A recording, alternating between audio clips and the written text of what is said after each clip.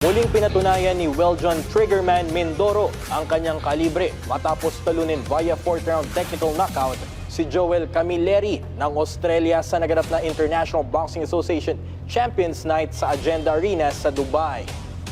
Umpisa pa lamang ng laban, agad nang nagpakawala ng impresibong estilo ang 24 anyos na Pinoy boxer na nagresulta sa maagang pagkakabagsak ni Camilleri sa early rounds ng laban.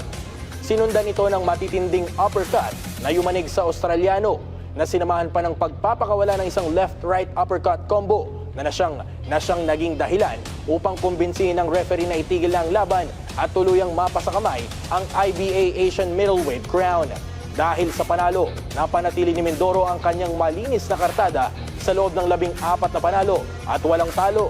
Lahat dito natapos via knockout. Patuloy din ang pag-angat ng Zamboanga del Sur native boxer sa kanyang boxing ranking sa middleweight division. Dala ang kanyang impresibong knockout record na kung saan ang kanyang sunod-sunod na pagkapanalo ay nagpapakita ng kanyang potensyal na maging isa sa mga susunod na boxing star sa Pilipinas.